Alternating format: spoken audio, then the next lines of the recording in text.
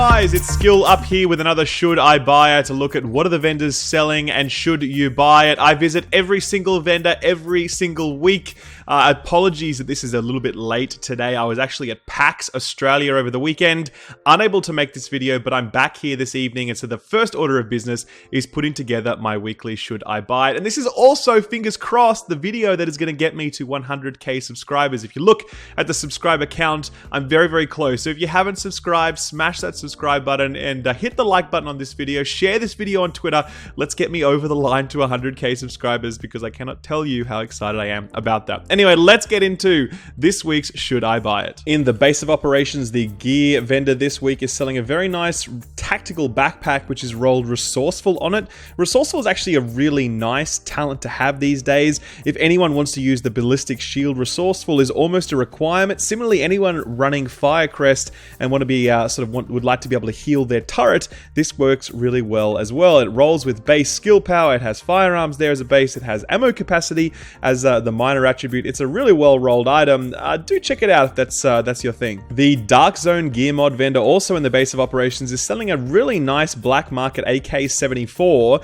Now, these weapons are actually quite good for anyone wanting to run Predator's Mark builds. Essentially, you get a lot of synergy out of using an assault rifle with that set. This has the highest per bullet damage of any assault rifle in the game. Works really well. It's got talented, fierce, and destructive. Destructive, fantastic talent for PvE. Fierce is okay, but it does have a fairly hefty electronics requirement, and talented, you would absolutely roll that away. So do check that out if you are chasing a good AK-74. It's not too bad. The advanced weaponry vendor in the base of operations, the guy in the cage, he's selling a fairly decent black market RPK-74E.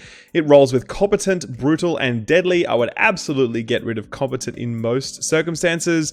Replace it with something else, and you've got yourself a really well-rolled weapon. Not to mention this, the RPK is actually okay these days. It's certainly not as good as an M60, but it'll certainly hold its own, especially if you're looking for more burst damage. So do check that out if that works for you. The other thing I'd point out is this Omega Rifle Suppressor. It rolls headshot damage, stability, and optimal range. Headshot damage is really, really nice to have these days, and this one also rolls with reduced threat as well. It's not the best suppressor you could get, but it's not bad at all, so pick it up if you need it. At the special equipment vendor downstairs in the terminal, this guy's got some interesting stuff this week. First of all, he's got a lightweight M4. It's got predatory, self-preserved, and unforgiving on it. Probably recommend rolling away unforgiving on this one unless you're looking to use it in, say, PvP.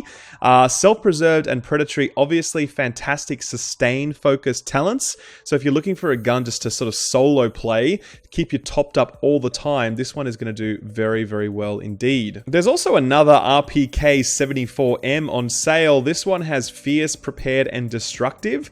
Prepared actually works for this weapon because its optimal range is around 30 meters. Destructive is always great in PvE, and fierce, we've said, is actually not a bad talent, but it does have a fairly high electronics requirement, so you may want to roll that one away. There's also a pair of Savage gloves on sale here. They have firearms, Savage, and pistol, health on kill, and shotgun damage. Not the best roll, given that you kind of really only want sort of different weapon damages rolling on these, but if you're really in need of a Savage pair of gloves, then they're there for you. The final one that I'd point out is this prototype performance mod, which has Seeker Mine damage on it. Anyone that's running Firebird Firecrest, is probably going to be running a Seeker Mine as well with Airburst, and this is not bad at all for that kind of build. 4 of those in there gives you a nice little boost to that damage, so check that out if you need it. At the special blueprints vendor, he's got some fairly decent stuff this week as well. He's selling the AK-47M blueprint, which is that weapon we spoke about a little bit earlier. Really great for Predator's Mark builds. I will actually be picking this up myself this week because I just really love Predator's Mark, and I'm trying to get a perfect AK-74 because it fits that build so well. So if you're chasing that sort of thing, do pick it up. You won't regret it. There's an SMG-9 blueprint here. I'd really recommend against that. The SMG is not in a great place, and in particular, the SMG-9 is not good, so do skip that one if you want my advice. There's a loud vent break blueprint here as well, which is increased threat and critical hit damage. Anyone looking to do a ballistic shield build in PvE, having an increased threat muzzle does help a fair amount now, so do check that out. There's also an angled grip blueprint, which rolls base stability, very helpful on a majority of weapons, including assault rifles and LMGs. And of course, there's a firearms and stamina gear mod blueprint, which rolls at 33. Not bad at all. For those of you looking to run an SMG Alpha Bridge build downstairs in the underground, there's a really nice PP19.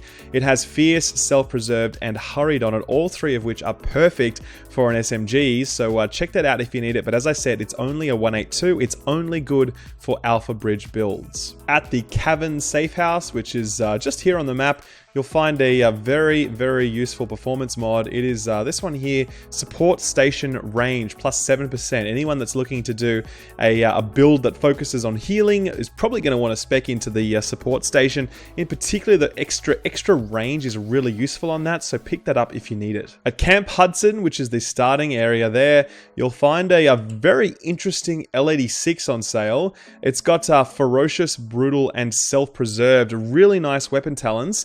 In particular, really good on an Alpha Bridge build if you're using it to prop up an M60. I wouldn't recommend using an L86. They are not a good weapon right now. However, if you drop down in world tiers by doing this, right, you can change world tier and just go to world tier 1. I'll just show you how to do that now. Should just take a second. There we go, done. Now we go back, we go to the same weapon. We see it's now 163 and it has exactly the same talents on it, but they're all lower requirement, making it very easy to hit these, in particular Ferocious, which otherwise has a very high requirement. So, you have a really nice M60 in your main slot, you have this weapon in the secondary slot, you have a very nice combination of talents. So that's a little pro tip there for you. Follow that if you're at all interested. At the Tenderloin Safe House, which is located here on the map, you're going to find a very well-rolled M870 shotgun. Now, I do not like the shotgun meta on consoles. I know it sucks. Every second comment in my comment section talks about how annoying this is, and it doesn't look like Massive are making any changes anytime soon. So, two choices. One, if you can't beat them, join them. Or two, try and just play around it. Now, for those of you that want to try and even the odds, this is a very good shotgun. It has that headshot damage, which is really important for those one-shot headshot shotgun builds.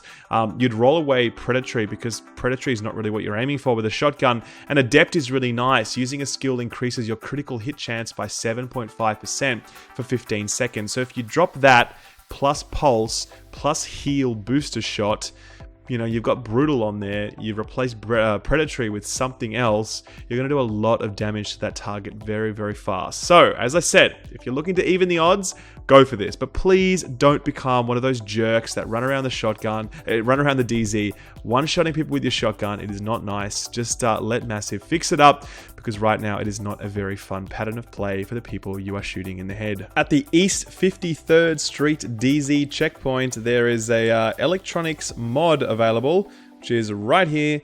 It's 212 base and 2,492 skill power. So anyone looking to go deep into skill power by stacking it high, this one is for you. At East 46th Street, which is just below where we were before, there's another AK-74 here as well. It's not bad either. It's destructive, skilled, and prepared.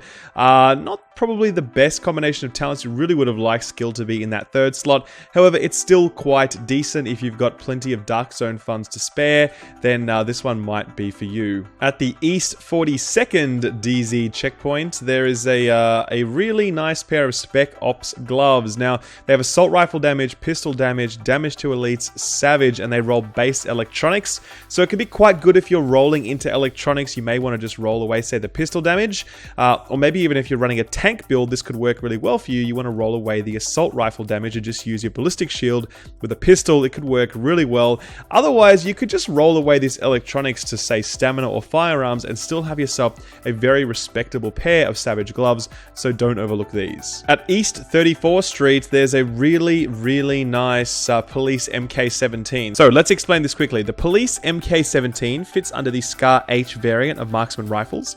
They were significantly buffed in this patch. They have some of the highest DPS in the game now, especially if you look at the character DPS sheet, for reasons that I will talk about later when I do my DPS calculation video. Long story short, this number is definitely inflated because it assumes that you are firing at the maximum rate of fire, which is definitely not possible on an MK17 because they have a lot of recoil, right? What helps reduce that recoil significantly is this talent here, Capable. Using a skill improves the handling of your weapon for 15 seconds. It's an extremely efficient stability talent and accuracy as well, making it an almost must-have on this class of marksman rifle. This also rolls with Deadly, which is not too bad, not the best, whatever. And it also rolls with Adept, which actually synergizes fairly well with Capable, given the fact that you are constantly using your skills. You probably want to have a little bit more electronics to be able to sort of keep your skill cooldowns fairly low. This does work quite nicely indeed, but you also may want to roll this away for something like Brutal. Both of those would work. So don't pass this one up too quickly, and do give an MK17 a try with Capable. See how much of a difference it makes. It will definitely increase your DPS significantly when you have that bonus weapon stability. The other thing that's on this vendor is a really, really nice Omega Rifle Suppressor Tan with 17.5% headshot damage. It's a very high roll on that. 2% accuracy is obviously very nice for a marksman rifle. 4% optimal range, no big deal. 43% reduced threat also helps. It is a very, very nice suppressor indeed. At 5th Avenue, the very southernmost DZ checkpoint, there's a really nice extended magazine here. It's rolling with magazine size, critical hit damage, and critical hit chance, all of which synergize really well, particularly on an SMG, so check that out if you need it. At West 34th Street, there's actually a really nice Reckless chest on sale. It's right here. It's got base stamina, it's got Reckless, it's got armor and exotic damage resilience, which you probably want to roll away for something like damage to elites. It's got increased kill XP, which is actually quite useful these days, given the fact that you get these field caches. And yeah, it's not bad at all. So if you need a Reckless chest, there it is. At the West 42nd checkpoint, there's a fairly decent MK46. It's got Vicious, Accurate, and Deadly. You would absolutely roll away the Accurate. You don't need those on the belt-fed LMGs since they get so much accuracy over time. Vicious and Deadly obviously work quite well together. Look, this isn't a fantastic roll. I'd probably recommend avoiding it if you have something better, but if you're really struggling for a decent belt-fed LMG, I would absolutely recommend picking this up. The difference in your DPS is going to be absolutely huge. At the West 46th Street, which is second from the top on the left, there's actually a plus first aid self-heal performance mod there, which is really nice for anyone running solo. You can actually run this, or run 4 of these I should say, and then run booster shot instead of running overdose. It kind of offsets the difference, meaning you're going to have a nice chunky heal while also getting some bonus damage out of it at the same time. At the DZ3 vendor, the only weapon that he's selling that's worth anything is actually a G36 here. It's got destructive, sustained, and focused. I don't like focused at all. I always roll it away because I always prefer to be using my abilities rather than leaving them on cooldown. So I would roll that away and you're left with a fairly decent G36. It's not amazing, but it will certainly do the job. And finally, at the DZ1 vendor, which is the very southernmost safe house, he is selling a very nice pair of gunslinger gloves. They have electronics base, they have assault rifle damage, damage to elites, and critical hit chance. Roll away that electronics if you're using this with a Predator's Mark build. Roll it onto something like firearms and stamina, and you are going to be in a very good place. Fantastic set of gloves for that. And that's it, guys. That's Should I Buy It for the week. Obviously, patch 1.5 survival has now been revealed. It looks amazing. I've done a video on that, which I'll put in the description below. I'm going to be covering that to death in the lead up. The same sort of coverage that you got for patch 1.4. Expect that for patch 1.5 as well. So if you haven't subscribed, hit that subscribe button now. Let's get me to 100k. Thank you everyone for all your incredible support. It means the world to me. Take good care, guys, and I'll see you next time. Bye-bye.